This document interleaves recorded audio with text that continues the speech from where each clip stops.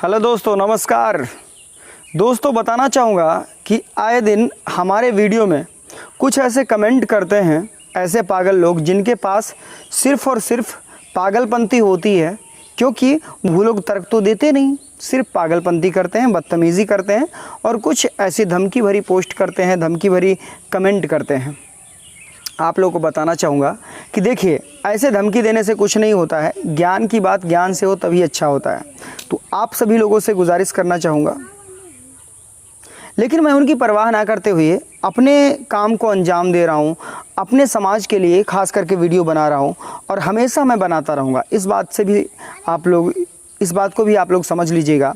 दोस्तों, आज आप लोगों को बताते हैं कि अंधभक्त किसे कहते हैं, अंधभक्त के क्या लक्षण होते हैं और अंधभक्त कैसा बिहेव करते हैं समाज के बीच में। अंधभक्त वो लोग होते हैं जो समाज में रह करके समाज में जो सत्य है उसको बिल्कुल वो स्वीकार नहीं करते। वो व्यक्तिगत कुछ उन चीज़ों में लिप्त रहते हैं जो समाज को तोड़ने का काम करती है। समाज की एकजुटता से उनको तकलीफ़ होती है। समाज में फैले पाखंड आडंबर में लिप्त रह करके समाज को भ्रमित करने का काम करते हैं। ऐसे लोगों को अंधभक्त कहा जाता है।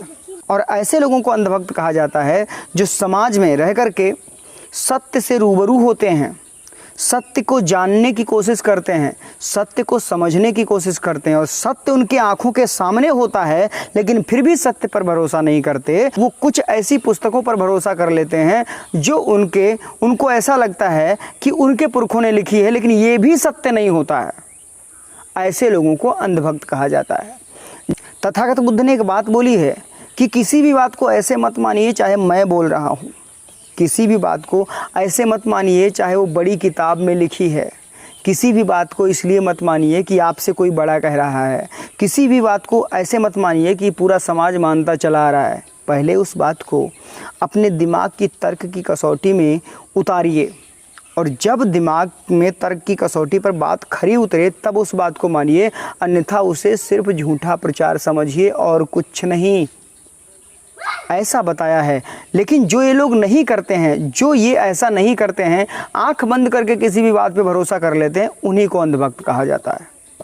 बार बार उनको निकालने की कोशिश करो कीचड़ से, लेकिन वो नहीं निकल पाते हैं। आपने गुबरेला देखा? गुबरेला तो जैसे ही आप गोबर से उसको निकालेंगे तो अंदर घुसने की कोशिश करेगा, फिर भी ज़बरदस्ती पकड़ के अगर उसको ले आएंगे फिर भी वो वहाँ नहीं रुकेगा, फिर से गोबर में घुस जाएगा।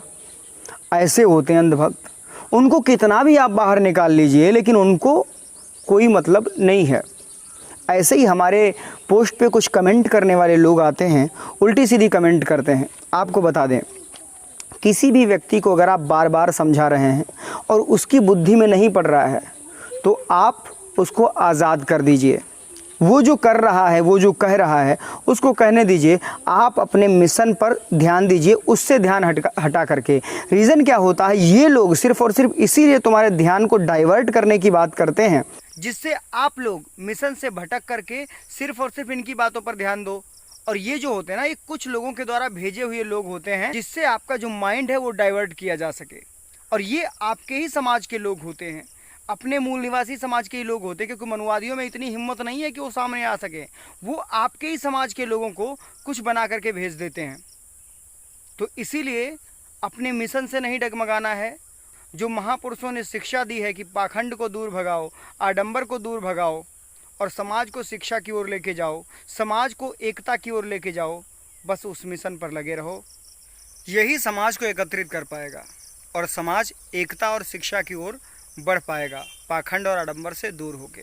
दोस्तों, जानकारी अच्छी लगी हो तो वीडियो को लाइक कर दीजिएगा, कमेंट करके ज़रूर बताइए वीडियो कैसा लगा। मिलेंगे अगले वीडियो में, तब तक के लिए बाय बाय, टेक केयर।